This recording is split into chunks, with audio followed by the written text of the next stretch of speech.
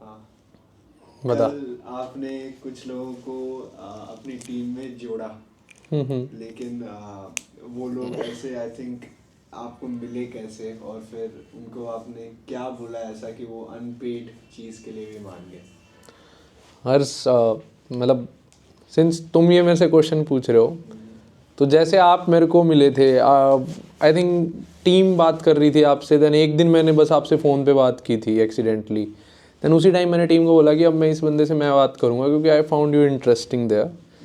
तो in the same way इस बार मैंने स्टार्टअप में ये डिसाइड कर लिया कि अब जो भी नए बंदे आएंगे एक बार मैं उनसे बात ज़रूर करूँगा, क्योंकि मैं उसमें थोड़ा कल्चर के पॉइंट ऑफ व्यू से देखता हूँ कि टीम के कल्चर में वो वाइएबल है या नहीं है। तो सबसे पहले तो मैं वही देखता हूँ, कल्चर वाली चीज़। दूसरी फिर बात रही कि वो अनपेड बेसिस पे कैसे माने, this is what I think, मतलब बहुत सारे स्टार्टअप्स की दिक्कत होती है कि अच्छे लोग अनपेड बेसिस पे नहीं आते हैं। तो हाँ, मतलब अगर आप बहुत सारे लोगों को सेलेक्ट करोगे, कुछ का इंटरेस्ट होगा कुछ चीज़ों को करने का, लेट्स से कि जो कल लोग आए, तो वो मैंने उनसे पूछा कि I didn't give them a role initially. तो मैंने उनसे बहुत सारी बातें करी, आई डिडंट टोल्ड देम कि तुम्हें ये करना है वो करना है। तो let's say one was from college and he was very active in politics type of चीज़ें, ये वो बहुत सारी चीज़ें उसने बताई। तो 2-3 घंटे बातों में बातें हम लोग करते रहे। वहाँ से मेरे को रोल उसका समझ आया कि मेरे लिए 2-3 चीज़ें स्टार्टअप में ऐड ऑन कर सकते हैं। तो मैंने उनको बोल दिया कि भाई आप, एक ये HR का रोल है। तो मैंने पहले नहीं बताया था कि ये रोल है, फिर मैंने बोला कि ये HR टाइप का रोल है, ये कर लो। इसमें आपको बस लोगों से शुरू में, क्योंकि मेरे को कॉलेज बेस्ड हायरिंग करनी रहती है फ़िलहाल, हाई लेवल हायरिंग्स मेरे को पता है वो मेरे को ही करनी पड़ेंगी, जो कोलेब्रेशन बेसिस होती है या फिर दूसरी कंपनी से हमारी कंपनी में लाने का सिस्टम है। बट हाँ, नॉर्मल कॉलेज वाली वो इजीली कर सकता है, तो आई गेव हिम।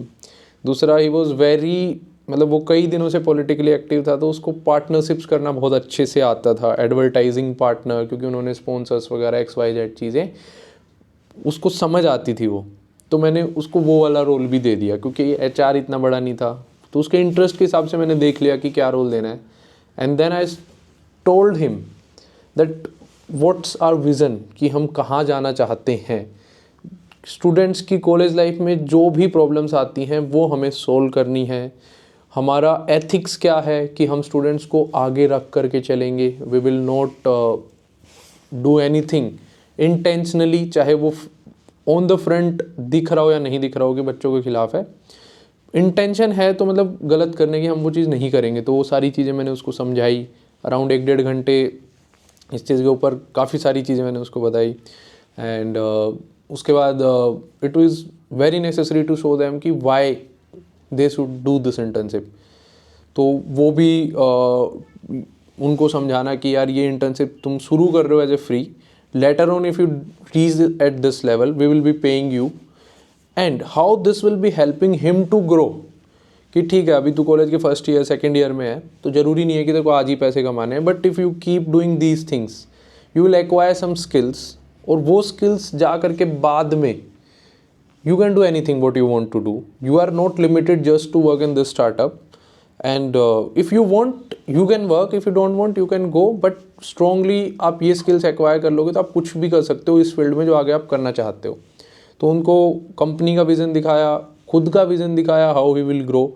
पर सबसे इम्पोर्टेंट चीज़, जैसा कि आपको पता है, हमारी टीम में हर किसी बंदे ने अनपेड ज्वाइन किया था। आपने कल मैं बता रहा था, राशि, Pancham, Aditya, Mannat, Nancy and of course me also. There is no one, जब मैं बैठा ये देखने कि जिसको मैं पेड बेसिस पे लाया था ना वो तो चले गए, जिसको मैं अनपेड बेसिस पे ढंग से उसकी लाइफ का विज़न समझाया मैंने उसको, क्योंकि लोगों को विज़न समझ नहीं आता उनकी लाइफ का क्या है। प्लस मैंने स्टार्टअप का समझाया हमारा क्या है, plus how they are growing, and then I help them to grow. ये नहीं है कि पहले दिन बोल के छोड़ दिया, अगले दिन से आ रहे हैं कुछ नहीं कर रहे हैं। तो वो चीज़ मेरे को लगता है काफ़ी इफेक्टिव है, if you can show them the vision of what we are doing, और वो अगर आपके विजन से अलाइंड है, इंटरेस्टेड काम कर रहे हैं, and you are helping them to grow themselves, तो वो रुक जाते हैं आपके साथ। तो this is what I did to make all the 3 peoples to work with me. एक का इंटरेस्ट था थोड़ा सा BCom ऑनर्स वाला था, तो he was very much interested in knowing what are the different roles in the founders office. तो founders office में वो इंटर्नशिप कर रहा है, तो मैंने थोड़ा सा उसको प्रोडक्ट का काम दे दिया एंड उसको ये भी बता दिया कि आगे 1 महीने में तेरे को किस किस टाइप के डिफरेंट पोजीशंस पे मैं डालने वाला हूँ। तो अब वो 1 महीने के लिए तो हुक हो गया है एंड उसको ओवरऑल भी विज़न समझा दिया कि हम स्टूडेंट्स की लाइफ को रिवोल्यूशनाइज करने आ रहे हैं। तो सिंस वो एक स्टूडेंट है तो वो उसको समझ आ गया कि हाँ कुछ गलत तो नहीं कर रहे, कुछ अच्छा करने जा रहे हैं। बट अगर मैं उसको सिर्फ एक पार्ट दिखाता शुरू का कि ये 2 दिन का काम है, तो जब उसको घर जाकर डिसीजन लेना होता तो he might not take in the way we want him to take the decision. तो मैंने आज तक जितने भी लोगों से अभी हमारी टीम में नमन और अर्जुन भी हैं जिनका 2 का नाम, तो अराउंड 10-12 लोग हैं जो अभी तक टिके हुए हैं and they all are from unpaid to paid वाला ट्रांजिशन एंड जिनको रम के सिखाया गया है, रम के वो लोग हमारे साथ लगे हुए हैं। नाउ आई थिंक आप बता दो कि how much happy you are with your work. I don't know but मुझे लगता है कि मेरे से ज़्यादा ऑफिस में आप रहते हो एंड एक एनवायरनमेंट वैसा बनाने की कोशिश की गई है कि जिसमें ज़बरदस्ती डंडे से ना करवाया जाए, खुद करें। और अनपेड लोग ज़्यादा मोटिवेटेड होते हैं खुद से आने में। देखो यार, अनपेड लोग ज़्यादा मोटिवेटेड होते हैं ऐसा भी नहीं है। ऐसे भी दिन आए हैं जब अनपेड लोगों ने भी टोटली डिसरप्ट कर दिया था स्टार्टअप कल्चर को, पेड में भी लेके गया उन्होंने भी कर दिया था। पेड और अनपेड से मतलब ही नहीं है इस चीज़ का। आई थिंक ऐसे लोग को फाइंड करना जो इंटरेस्टेड हैं कुछ बड़ा करने के लिए बट उनके पास प्लेटफॉर्म नहीं है, that is the best thing. जिनको प्लेटफॉर्म मिल गया ना, तो लोग अगर प्लेटफॉर्म होता है ना तो मंदिर में जाके भी फ्री में काम कर लेते हैं क्योंकि दे वॉलंटियर देयर। तो एक चित्त की चेतना होती है, what is the intention they are coming to do. तो अगर कॉर्पोरेट में क्या होता है कि भाई इंटेंशन है कि मेरे को 30 तारीख तक रुकना है, I want my salary, and यहाँ पे एक प्लेटफॉर्म है उनको सेल्फ को इम्प्रूव करने का, तो that is what stops people. Paid unpaid से मतलब ही नहीं है ना। जब फर्स्ट ईयर के कुछ बच्चे हैं उनको पता है कुछ नहीं आता, लेकिन हर कोई थोड़ी ना आता है कि मेरे को इंटर्नशिप करनी है। जिनका इंटरेस्ट होता है शुरू से कि भाई मेरे को कुछ करना है, ठीक है, अब उसको भी पता है कि मेरे को कुछ नहीं आता, तो अब शुरू से ही वो पेड की नज़र नहीं रखेगा ना कि चलो अनपेड कर लेता हूँ, मैं सीख जाऊँगा दूसरी में पेड कर लूँगा। तो वो टोटली इंटरेस्ट के ऊपर बेस करता है यार। एंड मेरे को हार्डली स्पीकिंग 5 से 7% बच्चे ही ऐसे मिलते हैं जो खुद से दिमाग लगा रहे होते हैं, कहीं मेल भेज रहे हैं, कहीं लिंक्डइन भेज रहे हैं, कुछ भी करते रहते हैं। जैसे आप कहीं कहीं कर रहे थे, तो एक साउथ कैंपस के औरबिंदो कॉलेज से, वैसे तो ऑल कॉलेजेस आर गुड और equal by the infrastructure wise but the culture, so why did you came, क्योंकि आपको कुछ कीड़ा था अलग करने का। तो ये चीज़ लोगों को बनाती है। और हर एक स्टार्टअप जो भी लोग रिज्यूमे बनाते हैं, ये बनाते हैं, वो बनाते हैं। I think as a founder मैंने इंटरव्यू तो नहीं दिया, लेकिन मैंने 100-200 इंटरव्यू तो ले लिए होंगे। हम मतलब स्टार्टअप वाले तो यही देखते हैं, don't know of the corporate, कि बंदा हसल कितनी कर रहा है, दैट्स इट। एंड देन आपके जो इनिशियल फर्स्ट हायर्स होंगे उनसे और अब में क्या क्या आपको लेसन्स मिल गए हैं कि ये अब मैं नहीं करूँगा, ये एक लाइन है जिसको क्रॉस नहीं करूँगा, ऐसे बंदों को नहीं लूँगा, या आपने कुछ सीखा उसके बाद फर्स्ट हायर्स और इनमें अभी आज जो किए? हाँ, मतलब स्टार्टिंग में जिन बंदों को हम लोग हायर करते थे हमारी टीम में ही हमने लाने की कोशिश की, तो मैं बहुत ज़्यादा प्लीज़ करके भी ले आता था। जब अनपेड की बात होती थी, पेड में लाते तो उसकी बताता हूँ, अनपेड में लेके आता था तो प्लीज़ आ जा। एक तो ये चीज़ मैं करता था उस टाइम पे। तो दे रियली मतलब कभी वर्क नहीं करते वो रियली, क्योंकि प्लीज़ से काम नहीं बनता स्टार्टअप में। जब आप ला के घुसाओगे उनको चीज़ों के अंदर एंड यू विल वांट कि they use their own mind, तो अगर उनका इंटरेस्ट नहीं है they will not use your mind. आप अपने दोस्त को लेके आते हो स्टार्टअप में and you think he is friend and he will do as much as efforts what you expect from him, तो वो नहीं करेगा।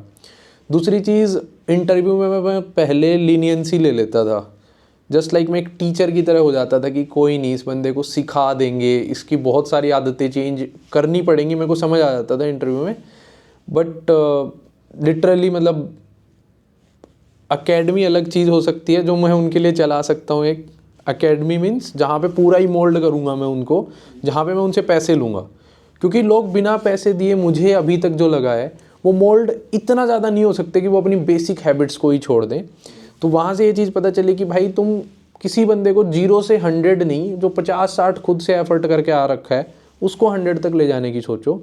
तो सेकंड चीज़, पहली तो ये थी कि अनइंटरेस्टेड लोगों को। दूसरी चीज़ की जो बहुत ज़्यादा, मतलब बेसिक हैबिट्स, बेसिक माइंडसेट आप किसी का नहीं बदल सकते, किसी का इंटरेस्ट डेवलप आप ज़बरदस्ती नहीं करवा सकते, वो बंदे को खुद करने दो अगर आपको स्टार्टअप रन करना है। नहीं तो वो एक स्टार्टअप कल्चर को आएगा, खुद काम नहीं करेगा, दूसरों को काम नहीं करने देगा, वो एक माहौल ही वैसा बन जाएगा, taunt every time you are doing कि वाई डोंट यू वर्क, आप उसको फिर हटाओगे, काफ़ी सारी चीज़ें, पूरा स्टार्टअप डिले में चले जाएगा।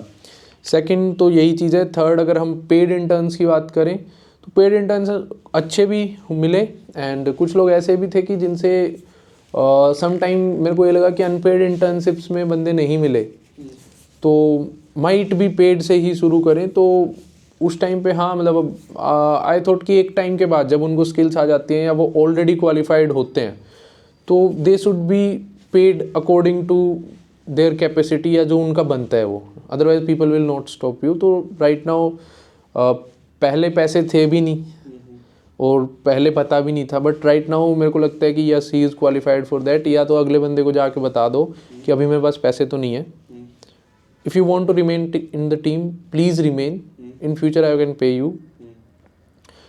मतलब उसको जब वो आपको बोले उससे पहले ही बोल दो ये चीज़। एंड सेकेंड थिंग इज़ कि अगर पैसे हों तो उसको उसके कैपेसिटी के according he should be paid, otherwise वो उसके साथ जस्टिस नहीं होगा एंड ही माइट स्विच।